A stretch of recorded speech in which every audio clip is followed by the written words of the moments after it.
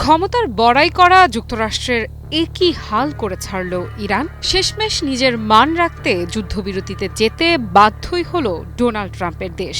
এত হুমকির পর কেমন পরোক্ষ পরাজয় বরণ বিশ্বমোড়ল যুক্তরাষ্ট্রের।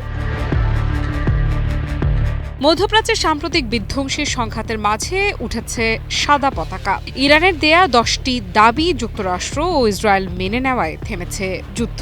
আপাতদৃষ্টিতে যা শক্তিশালী মোড়ল রাষ্ট্রের জন্য চরম ব্যর্থতা বলাই যায়, এমনটাই মনে করছে ইরানের অন্যতম মিত্র রাষ্ট্র রাশিয়াও। রাশিয়ার বার্তা ইরানের বিরুদ্ধে শোচনীয় হার দেখেছে যুক্তরাষ্ট্র। রাশিয়া এটিকে যুক্তরাষ্ট্রের চরম ব্যর্থতা হিসেবে দেখেছে। একই সঙ্গে ওয়াশিংটন ও তেহরানের মধ্যে 2 সপ্তাহের যুদ্ধবিরতির ঘোষণাকে স্বাগত জানিয়েছে।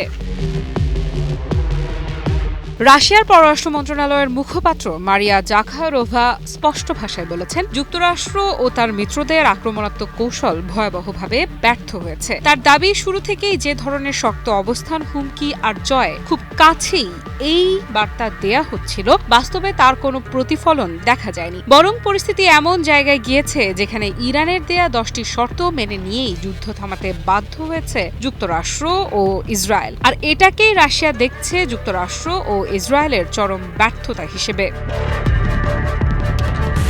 এই প্রেক্ষাপটে সবচেয়ে গুরুত্বপূর্ণ ঘটনা 2 সপ্তাহের যুদ্ধবিরতি। মার্কিন প্রেসিডেন্ট ডোনাল্ড ট্রাম্প ঘোষণা দিয়েছেন, আপাতত ইরানের উপর বোমাবর্ষণ ও সামরিক হামলা স্থগিত রাখা হবে। এটা কি কৌশলগত বিরতি, নাকি চাপের মুখে নেয়া সিদ্ধান্ত, নাকি যুদ্ধবিরতির পর্দার আড়ালে চলবে আরও বড় হামলার প্রস্তুতি? প্রশ্ন অনেক, তবে সদুত্তর তেমন নেই বললেই চলে। কারণ অতীতেও যুদ্ধবিরতির চলমান অবস্থায়ও ঘৃণিত হামলা সংঘটিত হতে দেখেছে বিশ্ব। আর যুক্তরাষ্ট্র ও ইসরায়েল যেন কথা না রাখার ক্ষেত্রে বরাবরই বেশ এগিয়ে, তাই বিশ্বাস রাখা দায়।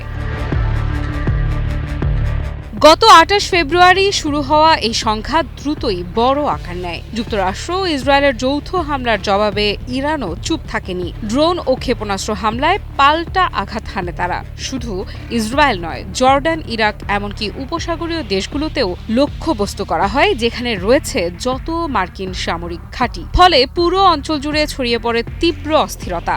একই সঙ্গে বিশ্ব অর্থনীতির লাইফলাইন হিসেবে পরিচিত হরমুজ প্রণালীতেও নিয়ন্ত্রণ আরোপ করে তেহরান। জাহাজ চলাচলে সীমাবদ্ধতা তৈরি হওয়ায় বাড়তে থাকে বৈশ্বিক উদ্বেগ। JBS holdings limited. রাশিয়া বলছে, এই পুরো পরিস্থিতি প্রমাণ করে দিয়েছে সামরিক শক্তি দিয়ে সবকিছুর সমাধান করা যায় না। তাদের মতে একতরফা আগ্রাসন শুধু ব্যর্থই হয়নি, বরং পরিস্থিতিকে আরও জটিল করে তুলেছে।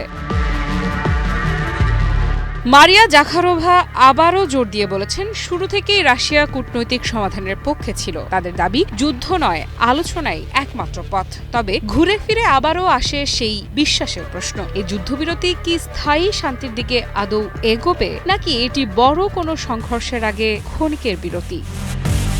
আফরিদা ইফরাত, নিউজ 24।